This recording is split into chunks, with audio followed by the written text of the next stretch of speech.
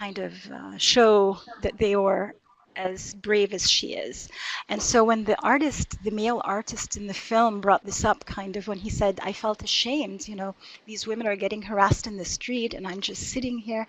And so it was just very interesting to see this theme running throughout the revolution. So while on the one hand, yes, you had the public spaces becoming difficult for women to kind of access, you also had these other men who were protecting and defending whoever, you know, was harassed. Um, Another thing, the imagery that the previous speaker was talking about, yeah, I mean, you see it in front of you. A lot of it is very, very universally kind of recognizable. Most people know what Nefertiti looks like.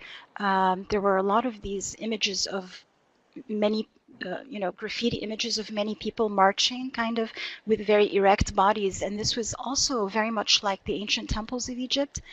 But not only did the revolutionary artists draw on like tried and true Egyptian themes from ancient temples, but they also created new images, and these images are now parts of kind of the visual language of art in Egypt. And one of those images I wish the film had shown was of this kind of lazy panda, and a panda kind of sitting, looking bored, and it was actually called Sad Panda.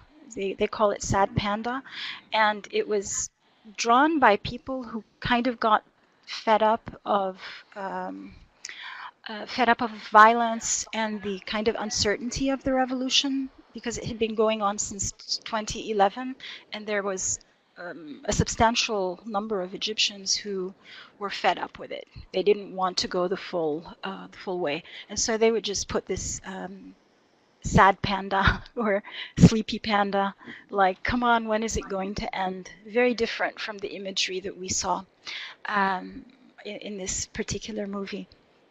Um, it's no coincidence that one of the main kind of artists of the revolution came from Luxor. And if you're familiar with the Egypt, Luxor is where most of the temples, the ancient Egyptian temples, are.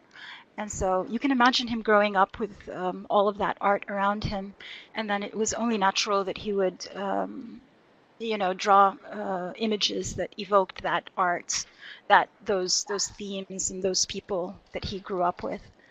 Um, Another thing is that I thought was really interesting was the kind of the main artist that we were listening to, Bahia Shihab, who teaches or used to teach at the American University in Cairo, and her choice of that Islamic calligraphy, the Arabic calligraphy of La, which means no, and that was that really stuck. I mean, this was something.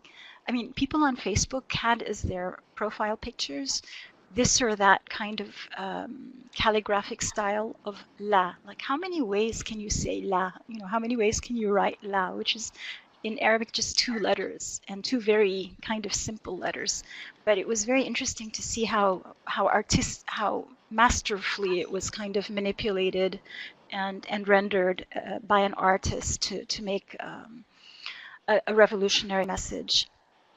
Um, I think eyes, the whole theme of eyes, which I think people also associate with ancient Egypt, um, but a very modern and very unfortunate aspect of the revolution is that a lot of the government snipers were aiming for people's eyes.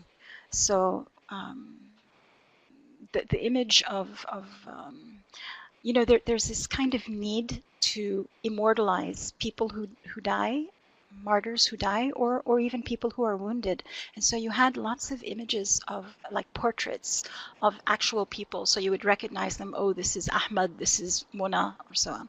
And one of them was one of the more famous ones who lost first he lost one eye. He was a famous dentist called Harara, Ahmad Harara.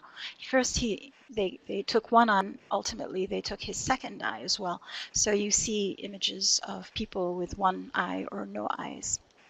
And that was another common theme is mothers of martyrs. So not just the people who die, but their mothers too, because in Egyptian culture, the mothers are just very kind of revered theme. Um, Also, you had images of the tyrants, very kind of um, very creative manipulations. So you would have, for example, after they overthrew Mubarak, and then another government came led by the army. So they had this split image of a face, and half of it was the old President Mubarak, and half of it was the new head of state, the head of the army, Tantawi. And so, in other words, the image says a lot, as images always do, which is, you know, yes, we changed one government, but in effect, we replaced it with the same, if not worse, rulers. Um, and another theme, of course, that I think the artist called Mira Shhade, the one who does the yoga, spoke to was harassment. So how does art deal with harassment? And that is a continuing saga. And you know, artists and people who create billboards and create all different kinds of visual art are still engaged very much. I guess that's the one aspect of the revolution that is allowed still to continue under the current regime, which is anti sexual harassment and anti domestic violence kind of themes. And I was just in Egypt over Christmas, and they had a really fascinating image. It was huge, a huge photographic billboard as you're driving on the main bridges of Cairo.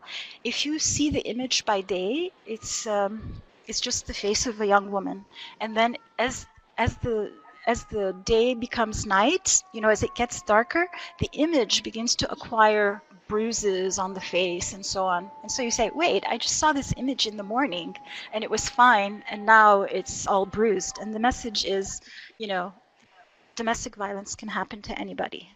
So, yeah, I think the artists are one manifestation of the revolution that we see on a daily basis. And I think, as the film said, they have their media, the government have their media, they control that, but only the people control the walls. And no matter how much they erase, the people keep drawing, redrawing and redrawing, because it's such an inexpensive medium for communication.